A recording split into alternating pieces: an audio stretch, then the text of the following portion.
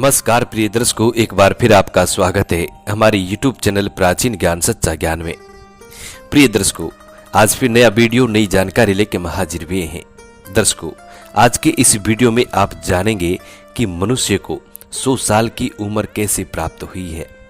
आखिरकार मनुष्य को 100 साल की आयु कैसे मिली है। प्रिय दर्शकों, आज की कहानी बड़ी ज्ञानवर्धक है और बड़ी मोटिवेशनल है, इसलिए वीडियो को अंत तक देखें ताकि आपको संपूर्ण जानकारी हासिल हो। प्रिय दर्शकों, वैसे तो शास्त्रों के अनुसार मनुष्य की आयु 20 वर्ष की बताई गई है, लेकिन फिर भी मनुष्य 100 वर्ष तक जीवित रहता है।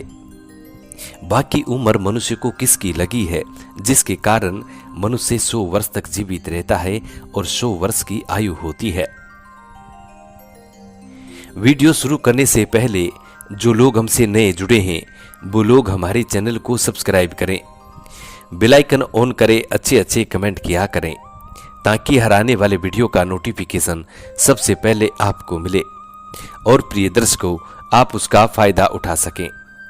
शुरू करते हैं प्रिय दर्शकों आज की प्यारी सी वीडियो, ये प्यारी सी कहानी। प्रिय दर्शकों, एक समय आनंद वन के उत्तर वरुण तट पर मनुष्य, बैल, कुत्ता, बगुला और ऊंट ये पांचों महा से एकत्रित हो गए। वार्तालाप होने लगा। बातचीत में वे अपनी अपनी आयु के विषय में चर्चा कर क्रम अनुसार चारों के पूछने पर एक एक ने कहना प्रारंभ किया। सबसे पहले मनुष्य ने अपनी आयु 20 वर्ष की बताई और फिर उन चारों ने अपनी उम्र 40-40 वर्ष की कही। प्रिय दर्शकों, अपनी कम आयु होने के कारण चिंतातुर मनुष्य से अन्य जीवों ने कहा कि हे मनुष्य, तुम्हारी उम्र बहुत कम है, पर तुम इसके लिए चिंता मत करो।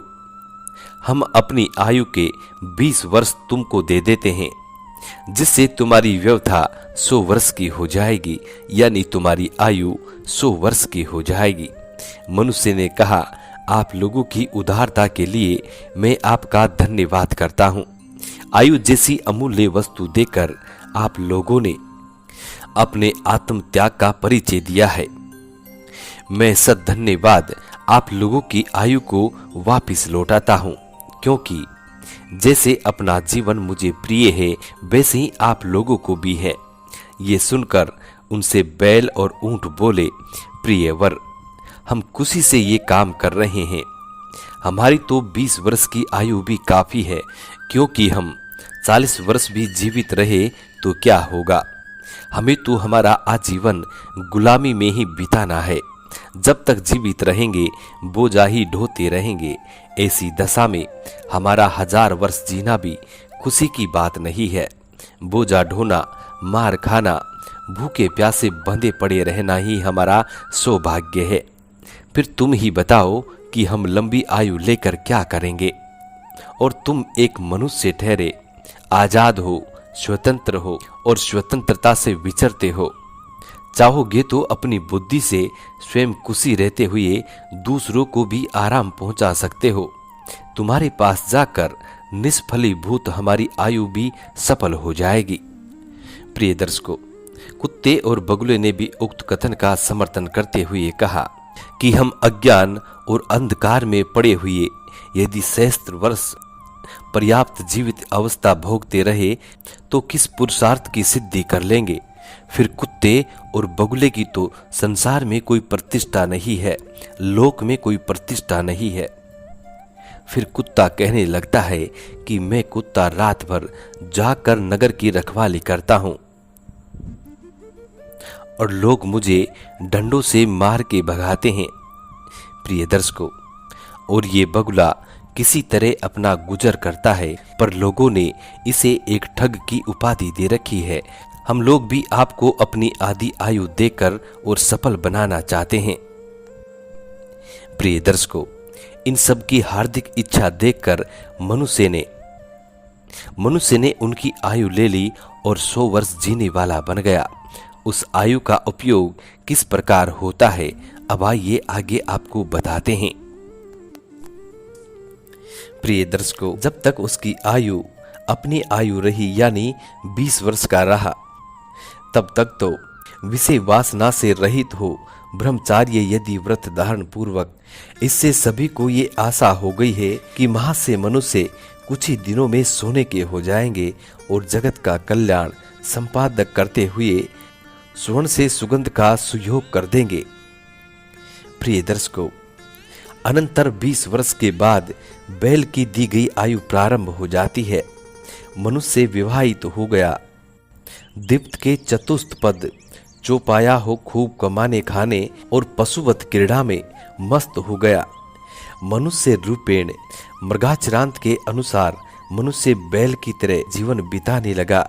जैसे बैल अपना विवाहित विचारने में असमर्थ है, उसी तरह मनुष्य भी विवाहित जीवन प्राप्त करके खाने कमाने को ही सब कुछ समझकर गृहस्थी का भार ढोने में व्यस्त हो जाता है। वह मनुष्य परमार्थ को भूल जाता है। उसे ये याद तक नहीं रहता कि जैसे मनुष्य के लिए खाना, सोना, जागना आदि व्यवहार आवश्यक है, उसी तरह प्रभु चिंतन तथा धर्म करते भी कम जरूरी नहीं है।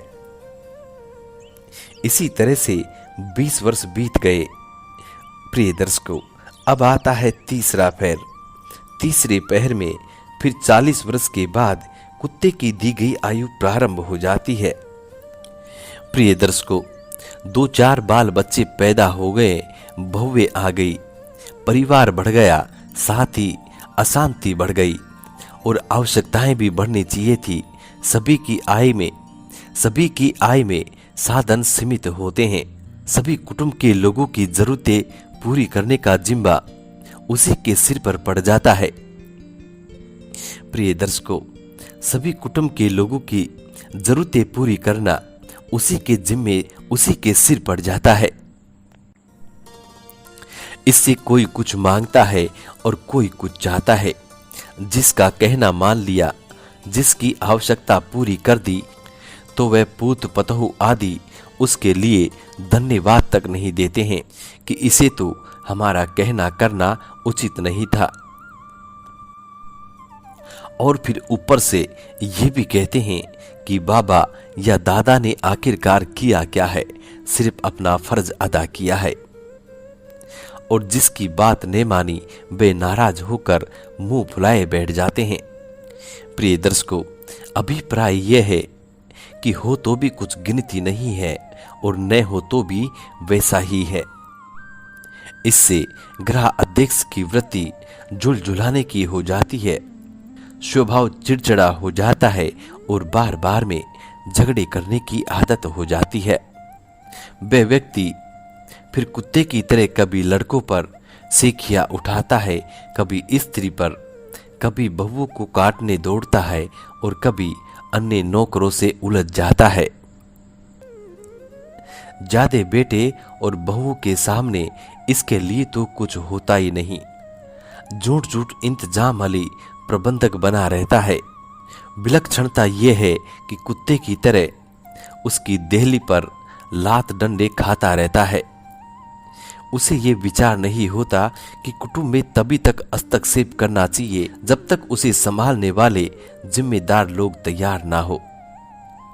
उसे ये याद करना चाहिए कि जैसे मैंने आज तक प्रभु की विभूति समझकर और कुटुंब की सेवा की है, अब मुझे उस विभूति की चाहना नहीं, परंतु उसकी सेवा, भजन, यज्ञ, पूजन, ध्यान करनी चाहिए।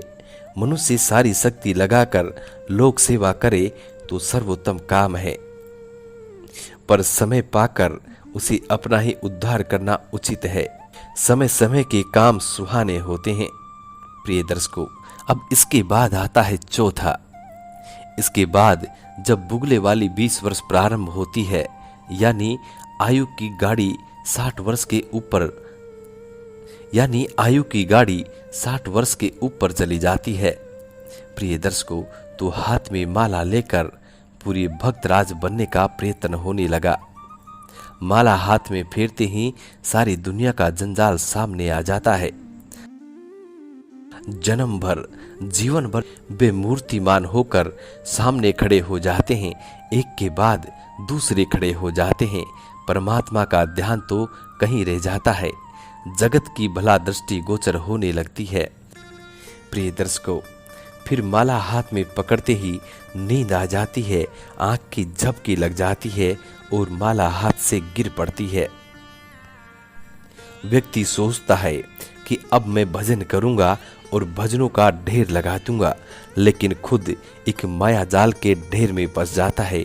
जबकि जन्म भर प्रतिदिन 10 मिनट भी शांति से बैठकर राम का नाम नहीं लिया, फिर भी एकदम इस सर्जरी भूत अवस्था में आराम कैसे, बल्कि इस आयु में कामनाएं और अधिक बढ़ जाती है। बगुला एक पांव से जल में जो तप करता है, जिससे उसे योगी राज कहा जा सकता है, अब आवृत्ति से उधार होना कठिन है। इसका तो पहले ही अभ्यास करना था, लेकिन अब अभ्यास करने से कोई फायदा नहीं है।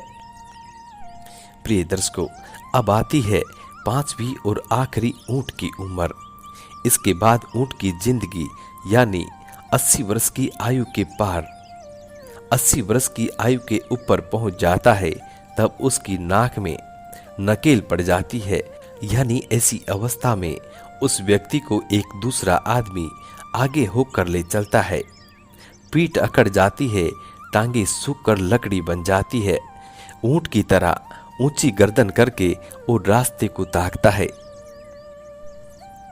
पोते पड़पोते पानी लेकर आता होगा, पीठ पर बोझा नहीं ढोया जाता, पर मन पर और हृदय पर इस भावना का भार आज भी लदा रहता है कि मुन्नी की शादी अच्छे घर में मेरे सामने हो जाती तो मुझे संतोष मिल जाता। मेरा छोटा बेटा यदि पैसे वाला हो जाता तो मेरे दिल को सुकून मिल जाता। 1 लाख रुपए के यदि 2 लाख हो जाते तो मैं सुकून से मर पाता। इस तरीके का बोझा, इस माया जाल का बोझा वो व्यक्ति अब भी लदा रहता है। प्रिय दर्शकों, यही मनुष्य की आयु का लेखा है। मनुष्य के लिए ये दुख की बात होगी कि वे मनुष्य होकर पशु धर्म का अनुसरण करें। उसे तो मनोवांछित कर्तव्य कर्मों में अपनी आयु का सदुपयोग करते हुए स्वास्थ्यिक मनुष्य जीवन जीना उचित होता है, लेकिन फिर भी मनुष्य ऐसा नहीं करता है। मनुष्य को अच्छी सद्बुद्धि दी गई है, मनुष्य को दिमाग दिया गया है, मनुष्य को सोचने समझने की ताकत दी है, भला बुरा की ताकत दी है। फिर भी मनुष्य एक पशु की भांति, एक ढोर की भांति अपना जीवन जीता है। शास्त्रों में ऐसा कहा जाता है कि मनुष्य का जीवन मात्र 20 वर्ष का होता है। उसके बाद अन्य पक्षी जानवरों की आयु शुरू हो जाती है। उसके बाद वो मनुष्य वैसा ही रंग ढंग में चलता है जैसा जिसकी आयु प्राप्त होती है। प्रिय दर्शकों, हम उम्मीद करते हैं कि आज की ये प्रेरणादायक कहानी आप लोगों को बेहद पसंद आई होगी और इस कहानी से आप ढेर सारे लाभ उठाएंगे। मिलते हैं प्रिय दर्शकों आने वाले नेक्स्ट वीडियो में। तब तक अपना ख्याल रखें। जी नमस्कार, धन्यवाद।